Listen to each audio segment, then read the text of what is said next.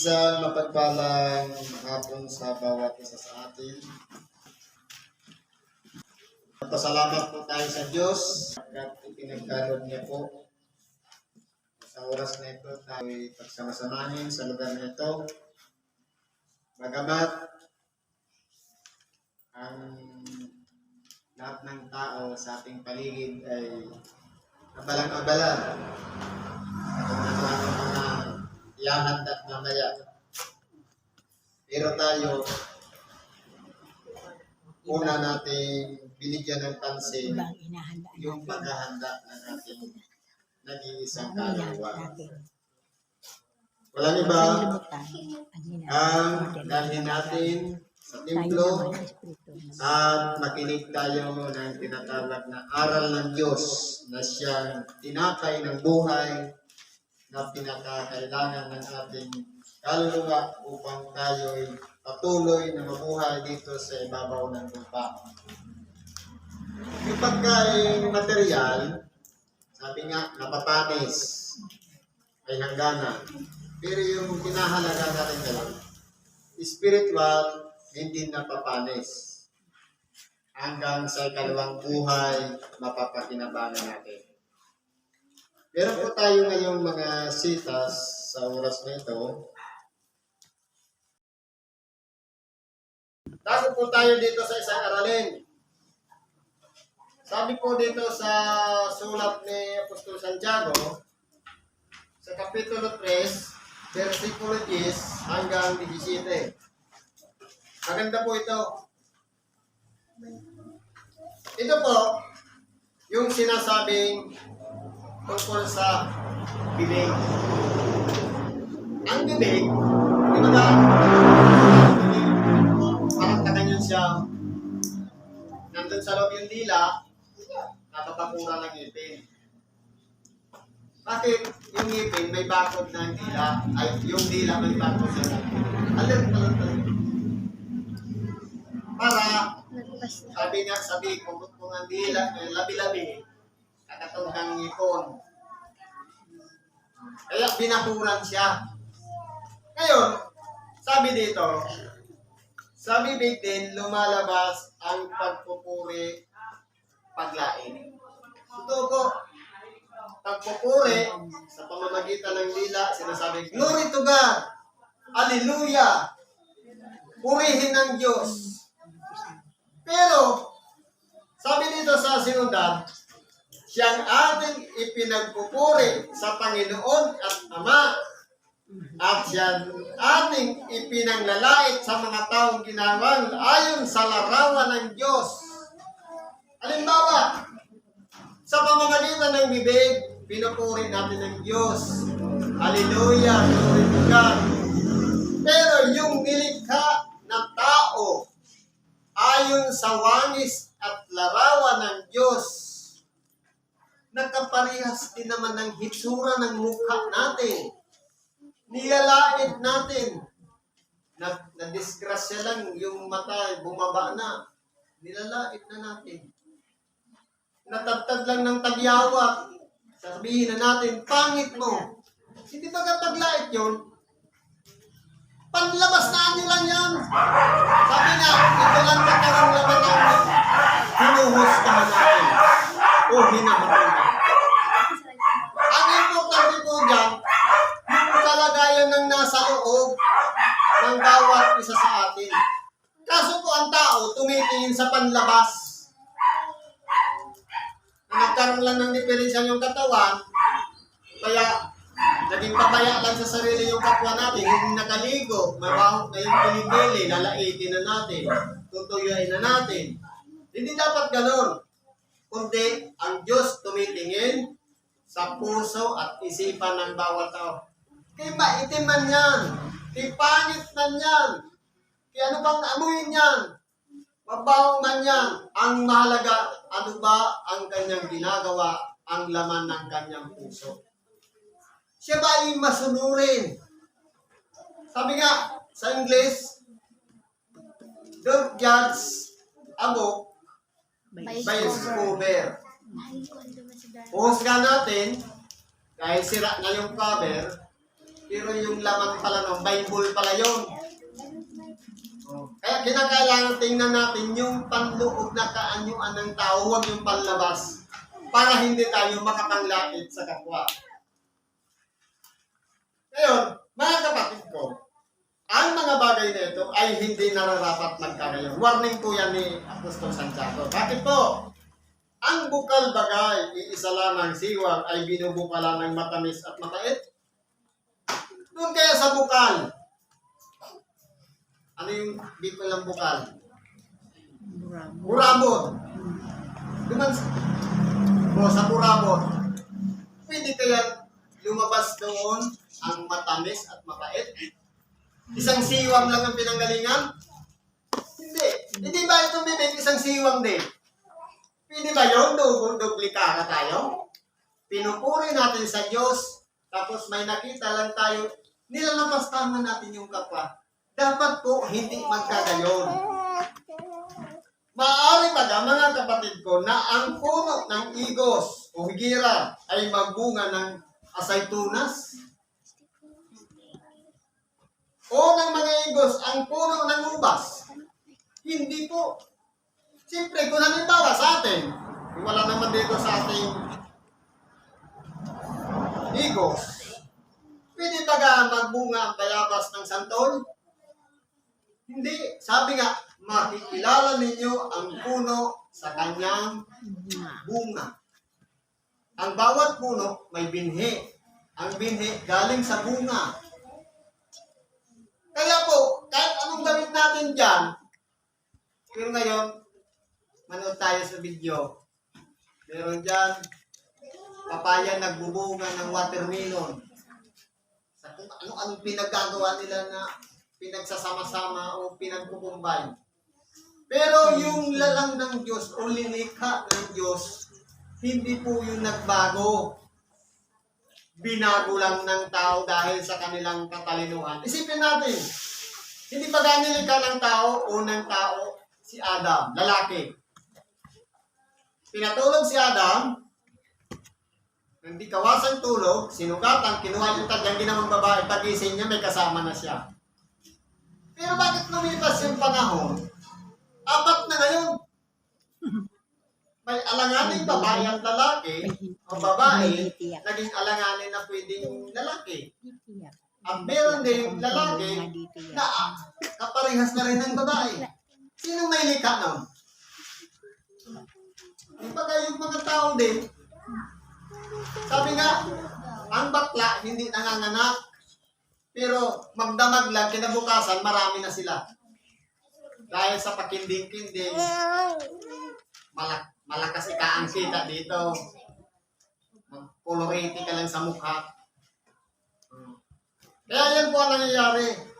Sabi dito, sino ang marunong at matalino sa inyo? Hamon ito ni Apostol Santiago. Sino ang marunong? Anong klaseng karunungan? Ito ba yung mula sa libro? Ito ba yung mula sa turo? Karunungan mula dito. Sino ang marunong at matalino gamit ang utak? Ipakita niya sa pamamagitan ng mabuting kabuhayan. Ngayon, kung halimbawa, tayo po ay isang taong madaya. Yan na yung nandyan sa loob natin, madaya talaga tayo. Kaya nga, binabago sa pamamagitan ng pagsisisi at pagbabalik loob para ma-rekondisyon ang utak. Na dati makasalanan tayo, kumbaga malayo ang Diyos sa atin, nung tayo ay tinawag sa pamamagitan ng aral na antig ang ating damdamin. Kumbaga parang may sumundot yan sa ating puso na parang nasaktan tayo at lumuha tayo. Ito na yung tinatawag na salita ng Diyos. Sabi nga, sapagkat ang salita ng Diyos ay buhay. Ibig sabihin kumikilos siya, banal. Hinahanap niya ang kapanatagan ng ating puso o kaluluwa. At mabisa kaysa alinmang tabak na may 2 talim. Ibig sabihin kapag yung bumabaon sa ating kaluluwa, sa ating espiritu, sa ating mga kasukasuhan, ibig sabihin yan yung salita ng Diyos. nang magpapabago sa atin. Ngayon, kung tayo po ay nakarating na sa pagsisisi, meron tayong talino at karunungan. Dapat ipakita natin sa pamamagitan ng mabuting pamumuhay. Kung halimbawa, sakim tayo sa kapwa. Kahit sabihin na, malaki ka pa dyan, mabuti atong tao. Yung pagkakilala naman ng kapwa, sakim ka talaga, doon ka makikilala yung magiging salamin natin, yung kapwa natin na nagsasabing sakim tayo. Hindi pwedeng sabihin na, sabi nga, magbubuhat ng sariling bangko. Ako ikakay mabait na tao. Ngayon, nilalagay, kilala mo ba ito? Pag sinabi, yung madaya yan, yun na yung pagkakilala sa iyo. Yun na yung kabuhayan natin, mataya. Ngayon, sabi dito, sino ang marunong hamon at matalino? Ipakilala. Kinakailangan pagsikapan natin, ibabatay natin sa karunungan na angkin natin yung pagiging mabuting kabuhayan. Sabi dito, ipakita ninyo sa pamamagitan ng mabuting kabuhayan ang kanyang mga gawa sa kaamuan at kaamuan ng karunungan. Dati tayo, hindi baga, kapag tayo ay napapansin o nasisita, hindi baga nagre-react agad tayo. Ngayon, kung tayo po ay gagamitan natin ng karunungan at katalinuhan, kapag pinapansin tayo, may kaamuan na dapat. Hindi yun sasabihin na, hindi baga ganito ka, di ba ang bilis tayo? Hindi naman.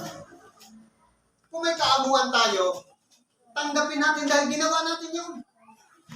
May kaamuan na. Pero kung itatanggi pa natin, sa kabila ng ginawa naman talaga natin, nagiging sinungaling tayo sa ating sarili. Kaya, yung karunungan, hamon yun, gamitin natin yung karunungan at katilinuhan ng bawat isa sa atin sa pamamagitan ng mabubuting gawa na nakikita ng ating kapwa bilang pagkakakilanlan sa bawat isa sa atin. Huwag yung sarili natin yung pagkakilala na ako'y kangay mabait, pagtulog siguro. Na ako'y kangay mabuting tao. Kahit sabihin pa natin, mabuti tayong tao, kung ang ipinapakita natin sa kapwa ay hindi naman pala mabuti, tayo lang po ang nagpupuri sa ating sarili. Dapat galing sa iba yung pagkakakilanlan sa atin. Sabi dito, ngunit kung kayo ay mayroong mapapait na paninibugo, kung mawala sa atin yung tinatawag na tiwala sa isa't isa. Sabi nga, ang paninibugo, inggit o silos. Kumbaga, mula yung sa halimbawa, ang gusto mo, ikaw lang meron. Para yun sa mag-asawa, kaya nagsisilos dahil ang gusto mo, sa'yo lang gumaling. Parang ganun, makasarili kasi ang silos. Ngayon, kung tayo na kay Kristo na, meron na tayong tiwala sa ating asawa kahit umalis man siya, saan man siya pumunta, may tiwala tayo sa kanya na hindi tayo lulukuhin. Pero, kung umiiral pa rin ang silos, makasarili po yun.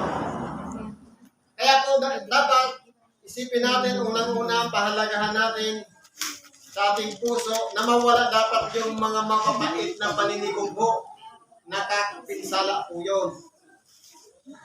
At pagkakampi-kampi sa inyong puso na akong ikangay sa ganito, ako'y sa kanya, hindi po. Dapat maalis po yan. Sabi nga, magkaroon kayo ng isang pananampalataya, isang Panginoon, isang bautismo, hindi yung pabago-bago tayo na minsan mga tao palipat-lipat ng sikta o reliyon, di malaman kung saan talaga ang gusto niya. Kapag siguro, hindi nasasagasaan yung kanyang mga gawa, lipat siya sa isang sikta. Dahil hindi siya tinutuya doon, hindi siya kilala doon.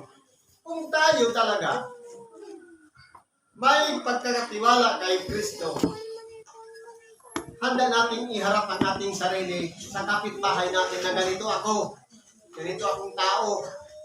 Hindi dapat natin ikaya. Nalalayo pa tayo, hanap pa tayo ng ibang sikta na malayo na hindi tayo kilala at doon tayo magpapakilala ng inyong sarili. Sabi nga, dito na, bakit pa tayo lalayo? Kaya po, kapag yan po ay nawala sa atin yung mga pagkakampi-kampi na yan, ako'y kagay kay Kulano, kay Kulana, tunay nga po nawala na tayong pag-iimbot, pantay na ang pagtingin natin sa iba. Ano pang sabi dito? At huwag magsinungaling laban sa katotohanan. Kung ano po talaga yung totoo, yun na yun. Halimbawa, ganito lang talaga ako. Halimbawa, mababa lang talaga ang pinag-aralan. Yun naman talaga ang katotohanan. Ba't pa natin magpapanggap pa tayo na tayo marunong? Yun naman talaga ang natapos. So, kaya po dapat, yun na yun. Tanggapin na natin yung katotohanan. Sabi dito, hindi ito ang karunungan bumababa mula sa taas, kundi ang nauukol sa lupa sa laman sa dyablo. Totoo po.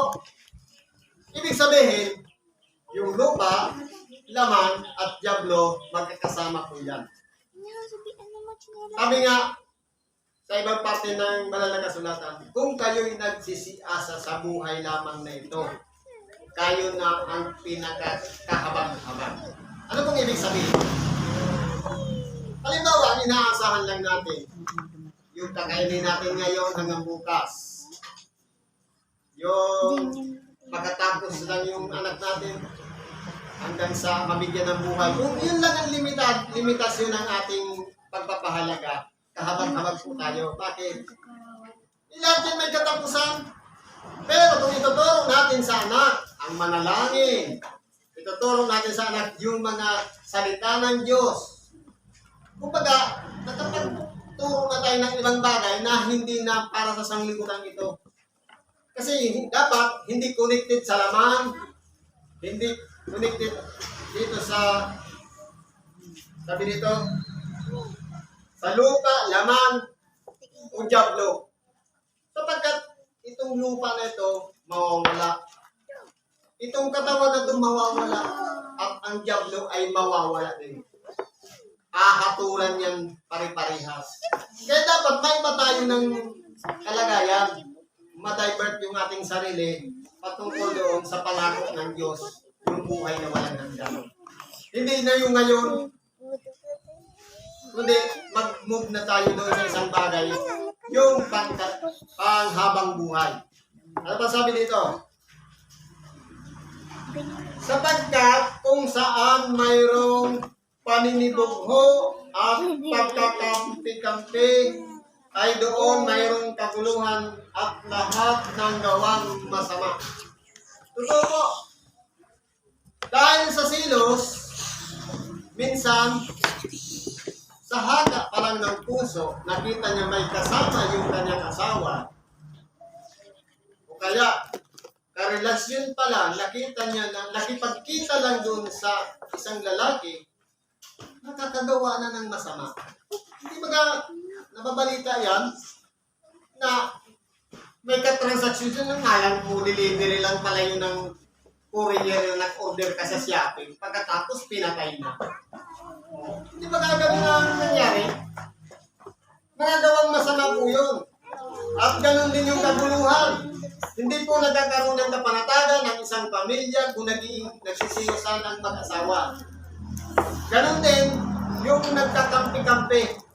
Na ako'y kay Pedro, ako'y kay Juan, hindi dapat ganon. Kundi dapat, hindi tayo tumitingin ng kapartido. Dapat libilado lang at pantay lang sa lahat. Para walang gulo. Maigi ngayong nasa gitna lang tayo. Layo lang, alalay lang sa ating ginagawa. Hindi nakikilala kung saan tayo. Sapagkat, iniiwasan natin na tayo'y pagmulan na ikapapahamak o ikatitisod ng ating kapwa. Ano pa sabi dito? Ito bang kilalanin natin? Ngunit, ang karunungang buhat sa itaas ay unang-unay malinis. Kapag ang hangarin natin malinis. Yung bang tumulong tayo sa kapwa, hindi para papurihan ng sarili.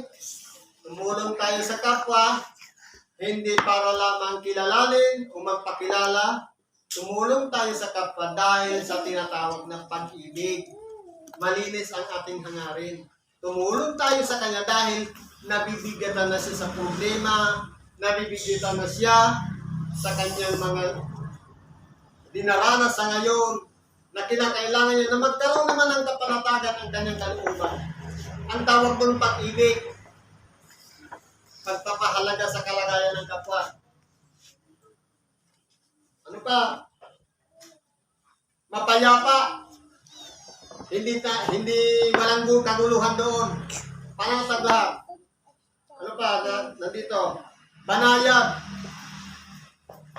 Walang pasikatan. Ano pa? Madaling panaingan. Sa oras na yung halimbawa, nagalang isang tao ay ang iyong karunungan. Sa oras ng pangangailangan, madali mo siyang lapitan. Hindi yung babaliwalain ka kung kaya hindi ka papansinin.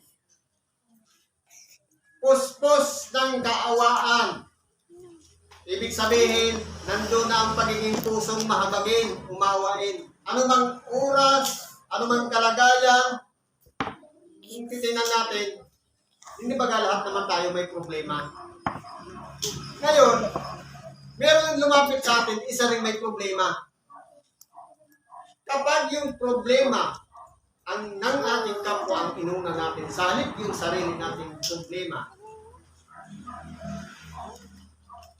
ang tawag doon, puspos ng kaawaan at ng mabubuting bunga. Inuuna yung iba bago yung sarili. Dapat ganyan po ang karunungan na matatanggap natin.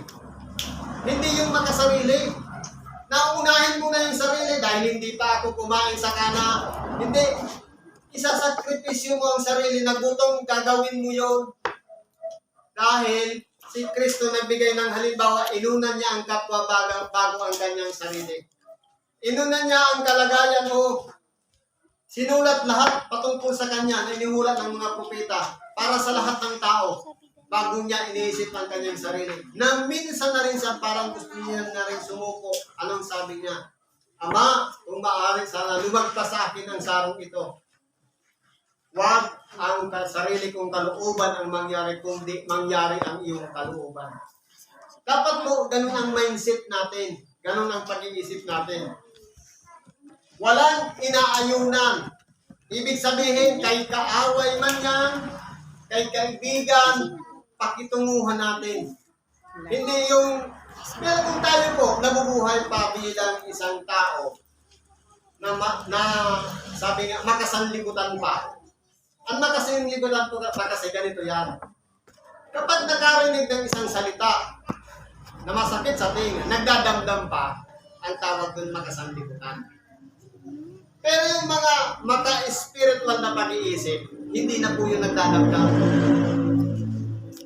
Kundi, sabi nga, ano man gawin sa'yo, hindi sa'yo yan ginawa, kundi sa akin. Sabi ng ating dakilang Panginoon. Kaya kung tinuya tayo, hindi tayo ang tinuya, kundi nananahan na si Kristo sa buhay natin. Siya na ang tinutuya, hindi tayo. Kaya huwag natin na angkinin. Kapag nasaktan tayo, wala pa si Kristo. Sarili pa natin kalooban dahil naantig pa ang ating damdamin ng ating isip.